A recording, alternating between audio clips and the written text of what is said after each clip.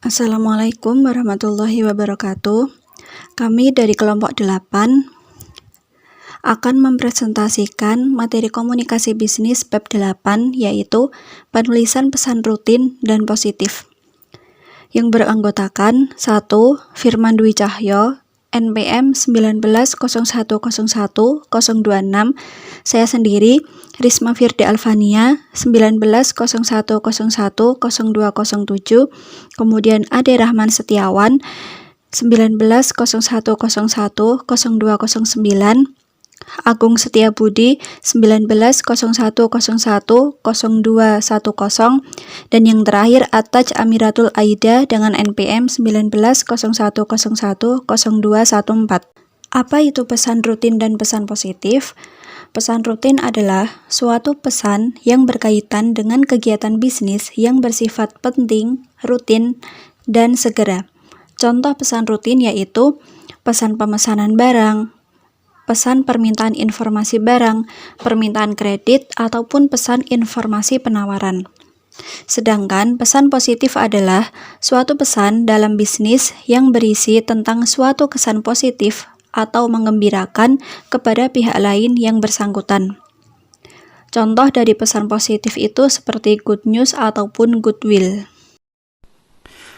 Strategi penulisan dalam permintaan pesan rutin dan positif. Pendekatan langsung atau direct approach adalah cara melakukan penulisan ide pesan bisnis yang dimulai dengan pernyataan ide pokok secara jelas, rinci, dan detail mengenai maksud, isi, dan tujuan dari pesan bisnis yang disampaikan. Keunggulannya dari pendekatan langsung ialah 1. Menghemat waktu bagi penerima pesan. 2.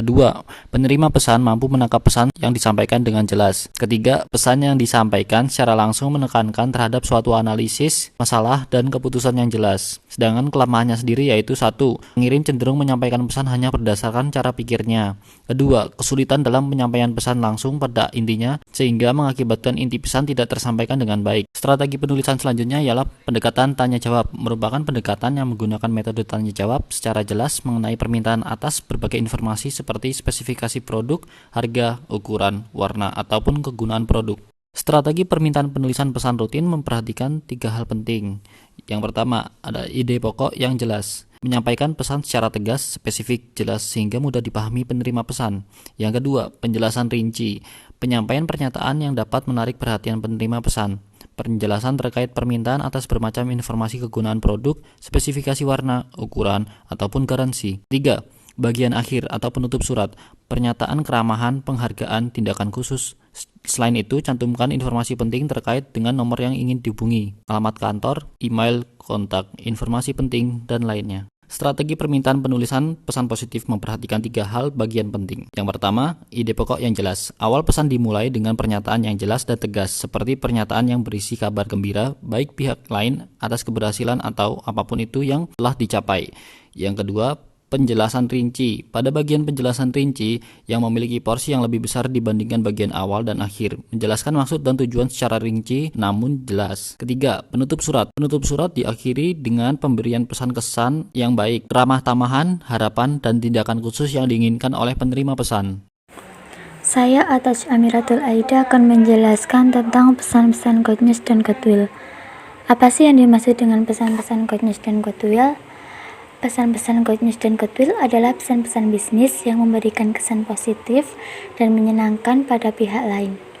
Melalui pesan-pesan good news dan goodwill, para pelaku bisnis dapat melakukan berbagai upaya untuk mengembangkan dan menjaga hubungan yang baik dengan para pelanggan, klien, karyawan, dan masyarakat pada umumnya. Pesan good news tentang pekerjaan, yaitu penyampaian pesan-pesan bisnis yang mengembirakan yang berkaitan dengan dunia kerja. Dalam penyampaian pesan ini dapat dilakukan secara lisan maupun tertulis yang diikuti dengan penjelasan yang lebih rinci dan diakhiri dengan pernyataan yang ramah.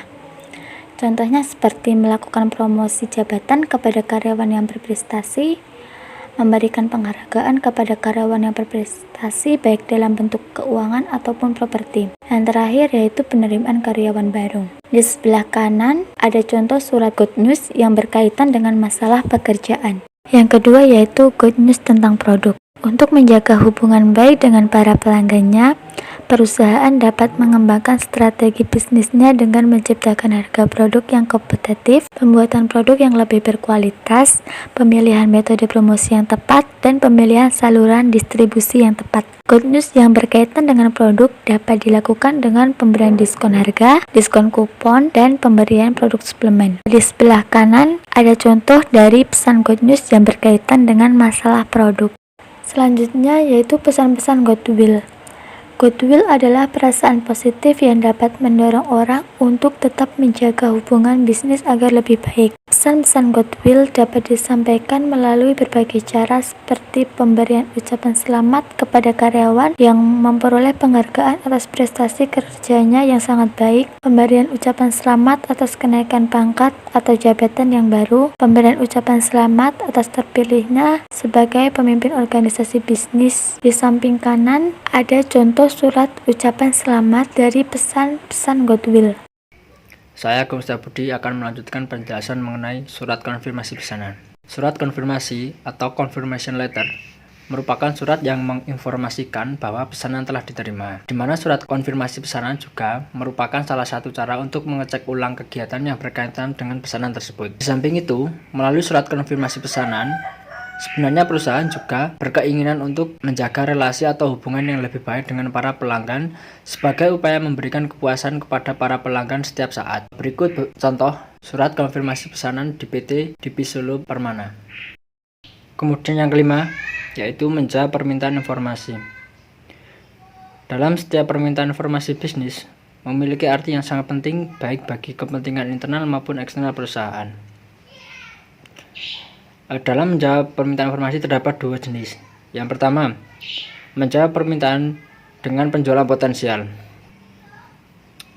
Untuk menjawab permintaan informasi tentang penjualan potensial, terdapat 3 tujuan utama yang dapat dicapai melalui penjualan potensial, yaitu yang pertama, memberikan tanggapan atau respon terhadap semua permintaan atau menjawab semua pertanyaan. Kemudian yang kedua, mendorong penjualan yang akan datang. Kemudian yang ketiga, memberikan kesan baik terhadap penerima pesan. Kemudian menjawab permintaan tanpa penjualan. Dalam memberikan atas jawaban permintaan informasi, baik berpotensi menghasilkan penjualan maupun tidak, sebaiknya tetap menggunakan kaidah penulisan surat yang baik.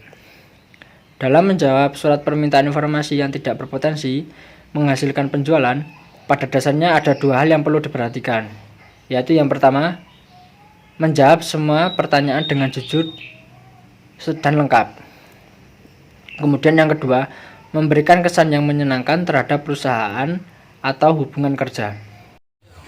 Persetujuan kredit. Surat persetujuan kredit merupakan surat yang memberikan good news kepada nasabah. Bagian awal surat berisi ide, sedangkan di bagian pertengahan perlu disampaikan secara rinci tentang beberapa komponen penting yang kaitannya dengan masalah kredit, seperti batas maksimal jumlah kredit, beban suku bunga, jangka waktu pelunasan kredit, dan tanggal jatuh tempo. Karena surat persetujuan kredit merupakan dokumen resmi, penulisannya harus memperhatikan kebahasaan, menggunakan bahasa resmi, bahasa mudah dipahami, jelas, memilih kata yang tepat, dan menggunakan kata yang familiar.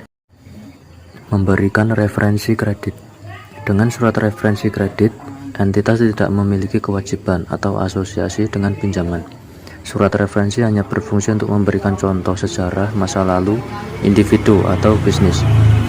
Ada 2 hal penting ketika membuat surat rekomendasi. Yang pertama, permohonan surat rekomendasi harus resmi atau disahkan. 2. Menyatakan sesuai fakta yang ada dan tidak dibuat-buat. Surat rekomendasi dan pemberitahuan. Surat rekomendasi merupakan surat bisnis yang berkaitan dengan orang dan bersifat privasi. Surat bisnis secara langsung dikirimkan kepada orang atau tempat yang dituju dengan mencantumkan poin penting dari surat bisnis. Surat bisnis berkaitan erat dengan orang.